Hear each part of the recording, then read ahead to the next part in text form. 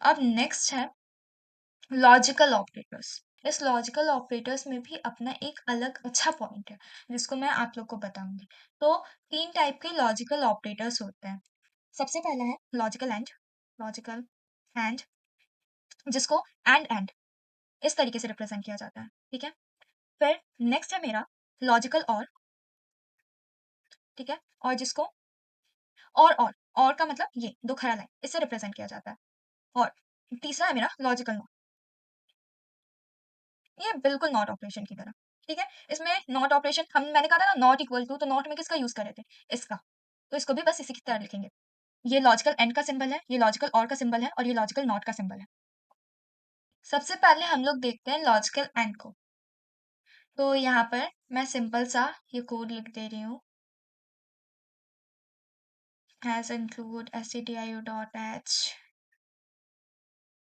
ठीक है। ये लिखने के बाद मैं आप लोगों को लॉजिकल एंड के बारे में बताती हूँ।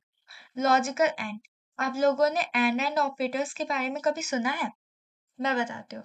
जब दो चीज ट्रू होती है, मैं हमेशा ट्रू को 1 से और फॉल्स को 0 से रिप्रेजेंट कर रही हूँ यहाँ पे, क्योंकि वही सही तरीका है समझने का। क्योंकि हम लोग जहां पर भी देखेंगे यही देखेंगे कि 0 is my false value and 1 और other than zeros are my true values. तो यहाँ पर देखो, अगर मैं 0 लूँ और 0 लूँ, तो अगर दो 0 को गुना करोगे तो क्या आएगा, 0 आएगा ना। सो 0 0 लूँ और 1 लूँ, अगर 0 और 1 को गुना करोगे तो क्या आएगा, 0 ही आएगा। अगर मैं 0 लूं और अगर मैं 1 लूं और 0 लूं, इन दोनों को गुना करने के बाद क्या आएगा, 0 आएगा। लेकिन अगर मैं 1 लूं और 1 लूं और इन दोनों को गुना करूं तो क्या आएगा, 1 आएगा। ये जो मैंने लिखा ना छोटा सा गुना, यही है लॉजिकल एंड। इसको इस तरीके से ही याद रखना, एंड का मतलब गुना कर देना, कि यानी कि दो 0 रहे तो 0, इनफैक्ट 0 रहे तो 0 ही आएगा। 0 का कहने का मतलब है फॉल्स, कि अगर दो फॉल्स वैल्यू है तो फॉल्स ही आएगा, एक फॉल्स वैल्यू है फिर भी फॉल्स आएगा। लेकिन अगर दोनों ट्रू है तभी ट्रू होगा। ये है लॉजिकल एंड का फंडा, ठीक है। तो इसको आइए कोड से हम लोग समझते हैं। कोड भी बहुत ज्यादा डिफिकल्ट टाइप का नहीं, बहुत सिंपल तरीके वाला कोड मैं दिखा रही हूँ, जिससे आप लोग तुरंत इस चीज को कैच कर पाओ, ठीक है। जैसे मैंने यहाँ पे %d लिखा, जो कि हमेशा जरूरी है मेरे वैल्यू को प्रिंट करवाने के लिए, ठीक है। अब मैंने यहाँ पे लिखा 12 एंड -5, ठीक है। इसको मैं रन करवाती हूँ, आउटपुट आया 1। मैंने क्या कहा था, 0 के अलावा कोई भी वैल्यू हमेशा ट्रू आएगी, तो इस वजह से यहाँ पर 1 आया, ठीक है। लेकिन अगर इन दोनों में से कोई भी 0 हो गया तो मेरा आउटपुट 0 ही आएगा। देखो यहाँ पे 0 आया, ठीक है। अगर यहाँ पे मैं कुछ भी दूं, लेकिन अगर 0 रहे तो वो मेरा 0 ही देगा, और 0 0 तो ऑब्वियसली 0 ही होगा, ठीक है। इस पे कोई डिबेट नहीं। अब इसके बाद हम लोग देखते हैं लॉजिकल और को।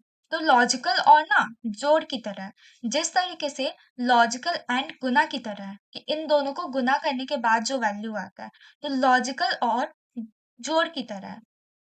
यानी कि यहाँ पे मैं लिख देती हूँ, और इसको कंट्रोल स्लैश करना बहुत ही जरूरी है, नहीं तो बाद में एरर आएगा, ठीक है। तो यहाँ पे देखते हैं, यहाँ पे लॉजिकल और का मैंने हेडिंग दिया रखा है। जैसे 0 और 0 इन दोनों को जोड़ने पे हमेशा 0 आएगा, यानी दो फॉल्स वैल्यू रहा तो मेरा आउटपुट जो आएगा वो फॉल्स से आएगा। लेकिन अगर दोनों में से कोई भी एक ट्रू रहा तो मेरा जो आउटपुट होगा वो ट्रू होगा, ठीक है। और अगर दोनों ट्रू हुआ तो ऑब्वियसली आउटपुट ट्रू होगा। तो यहाँ पर मैं इसको कॉपी कर लेती हूँ और इसको कोड करके दिखाती हूँ।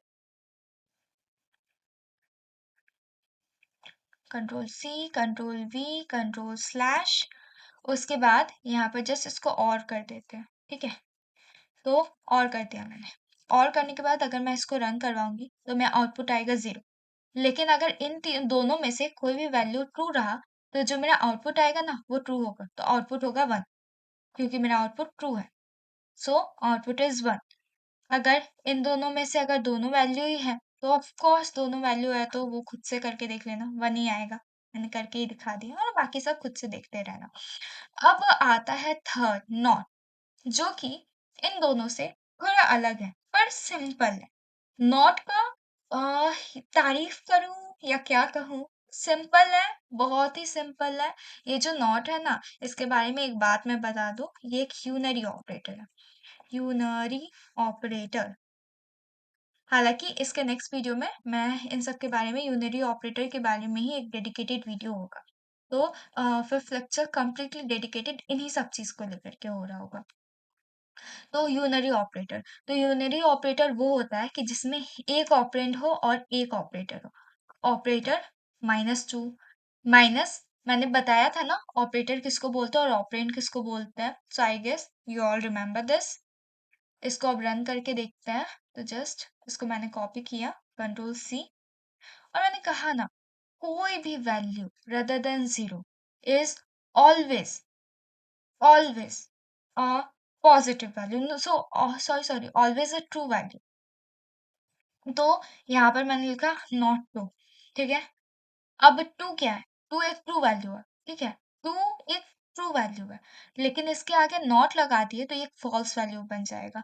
यहाँ पे जो आउटपुट आएगा ना वो 0 हो।